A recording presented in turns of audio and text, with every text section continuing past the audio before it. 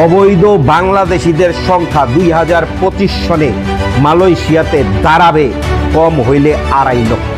আমি লিটু এটা বললাম 9 জুন, আপনি লিখা রাখেন।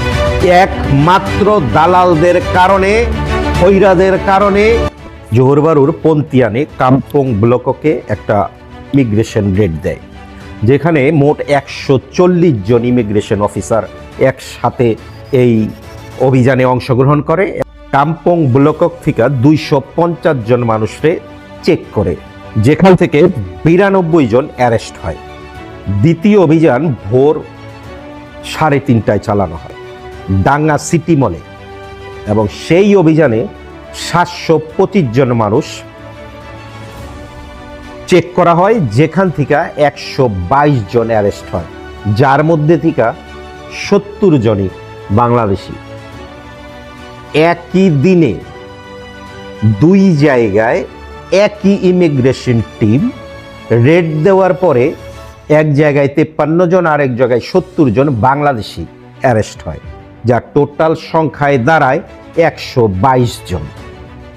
ভাবতে পারেন মালয়েশিয়াতে সরকার 2 থেকে 3 বছর বৈধকরণের সুযোগ দিছে। 5 লক্ষ লোক কলিংয়ে মালয়েশিয়াতে বৈধভাবে আসছে, তারপরেও শত শত মানুষ এখনো মালয়েশিয়াতে অবৈধ। একটা দিক হইতেছে আপনি অবৈধ হইলে অ্যারেস্ট হন, আবার আরেক দিক হইতেছে বৈধ থাকা অবস্থায়ও ইমিগ্রেশনের কাছে মানুষ অ্যারেস্ট হয়। কারণ হইতেছে কলিংয়ে যেই লোকগুলি আনছে, এই দালালরা, বেশিরভাগ দালালরাই মালয়েশিয়ায় আনার পরে আপনি 2,000 টাকা দেন, 5,000 টাকা দেন, 4,000 টাকা দেন, পাসপোর্ট নিয়ে যান, যেখানে খুশি সেখানে গিয়ে কাজ করেন। মালয়েশিয়ার ইমিগ্রেশনের আইনে আপনার ভিসা যেই জায়গায় আপনার কাজ করতে হইব সেই জায়গায়। এই যে দালালরা যে এই সিস্টেমটা চালু করছে, কিংবা আর্টিকেল 2.0-তে বড় অঙ্কের একটা মানুষ ভিসা করছে, এজেন্টদের কাছে কাজ করে অন্য জায়গায়। যদিও মালয়েশিয়ার ইমিগ্রেশনের নিয়মে এই ধরনের কোনো নিয়ম নাই, তারপরও মানুষ এটা করতেছে। কলিংয়ে আমি আপনার লিখা রাখেন, আজকে 9 তারিখ, আমি আপনার 9 জুন আমি আপনার বলতেছি, আপনি লিখা রাখেন আগামী বছর 2025 সনের মধ্যে কলিংয়ে আসা লোক কম হইলে 1 থেকে 1.5 লক্ষ লোক অবৈধ হয়ে যাবে। আর আর্টিকেল 2.0-তে যারা ভিসা করছে কিংবা করতে পারে নাই, তাদের মাঝখান থেকে 2025-এ কম হইলে 1 থেকে 1.5 লক্ষ লোক আবার পুনরায় অবৈধ হয়ে যাবে। এগুলি কার কারণে হইব? একমাত্র দালাল আর ফৈরাদের কারণে। আর্টিকেল 2.0-তে সবাই টাকা দিয়ে ভিসা করতে চাইছে, কিন্তু ফৈরার কাছে প্রতারিত হয়েছে। প্রতিটা ফৈরার পিছনে কাজ করছে, প্রতিটা ফৈরা বাংলাদেশি। কলিংয়ে যারাই প্রতারিত হয়েছে, প্রতিটা কোম্পানির পিছনে একটা বাংলাদেশি ফৈরাই কাজ করে। প্রতিটা কোম্পানির পিছনে, প্রতিটা কোম্পানির অ্যাপ্রুভেলে হয়তো ওই বিয়া করছে, ওর বোন নামে কোম্পানি, আর না হইলে ওর কোনো বন্ধুর নামে কোম্পানি, আর না হইলে কোনো কোম্পানির ওই পিছন থেকে গিয়া কথা কিনা নিছে কিংবা অ্যাপ্রুভেল কিনা নিছে। যেই কোম্পানিতে লোক লাগবো 100, ওই কোম্পানিতে 1000 লোক ওই ঢুকাইছে, মালয়েশিয়াতে ঢুকাইছে 900 লোক ওই বিভিন্ন জায়গায় ছেড়ে দিছে। যেই লোক এখন বিভিন্ন জায়গায় গিয়া বিভিন্ন জায়গায় রেড দিতেছে, বিভিন্ন জায়গায় ধরপাকড় চলতেছে, এবং সেই জায়গায় ধরা পড়ে সব থেকে বাংলাদেশি বেশি। পন্তিয়ানের মোট যে লোক ধরা পড়ছে সেটা হইতেছে 214 জন, যার মধ্যে থেকে 123 জনই বাংলাদেশি।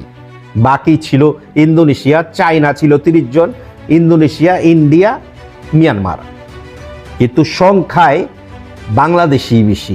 আপনি যদি ইমিগ্রেশন কোনো পোর্টালে কোনোভাবে কোনো সাংবাদিক গিয়া ইমিগ্রেশনে, মালয়েশিয়ার ইমিগ্রেশনে চেক করেন, আর্টিকেল 2.0-তে সব থেকে বেশি বৈধ হয়েছে বাংলাদেশিরা। আবার আর্টিকেল 2.0-তে সব থেকে বেশি প্রতারিতও হয়েছে বাংলাদেশিরা। কার কাছে এরা প্রতারিত হয়েছে? এরা প্রতারিত হয়েছে বাংলাদেশি ফৈরার কাছে, অন্য কারো কাছে না। এই ফৈরায় খাইতে পারবো 1 কেজি ভাত লইয়া বইছে 10 কেজি, মানে হইতেছে ওর কোম্পানিতে কথা পাইব 10টা। তুই মনে করেন যে 10,000 লোকের 1,000 লোকের ফিঙ্গার করাইয়া বইসা নিছে। কথা পাই আর না পাই, ফিঙ্গার করাইয়া টাকা পকেটে নিয়ে নিছে।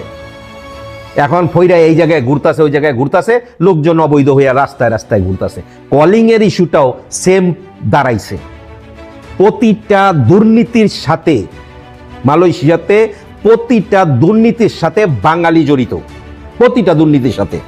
যেই জায়গায় সিন্ডিকেট হয়েছে সেই সিন্ডিকেটের সাথে, সিন্ডিকেটের হোতার থেকে শুরু করে সব কিছুতে বাঙালিরা জড়িত, অন্য কেউ না।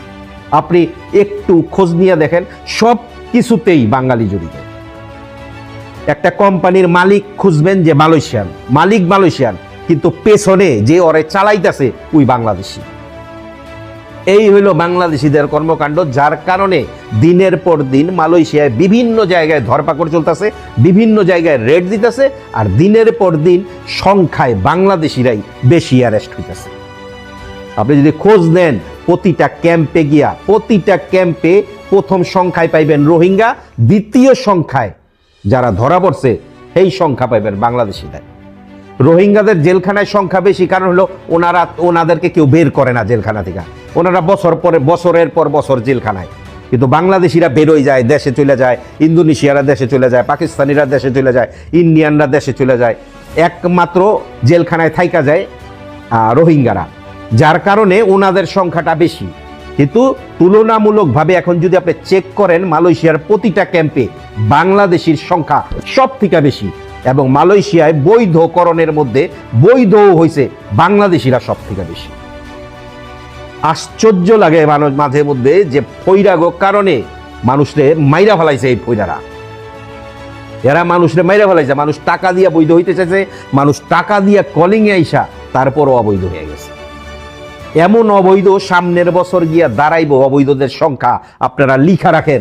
আজকে 9 জুন আমি বলে দিলাম, সামনের বছর গিয়া দাঁড়াইব অবৈধর সংখ্যা কম হইলে 2.5 লক্ষ মালয়েশিয়াতে। বাংলাদেশি, অন্য জাতির কথা বাদই দিলাম আমি, বাংলাদেশির অবৈধর সংখ্যা 2025-এ মালয়েশিয়ায় গিয়া দাঁড়াবে 2.5 লক্ষ। কাগজ কলমে লিখা রাখেন, আমি আজকে 9 জুন এই কথা আপনাদের বলে দিলাম।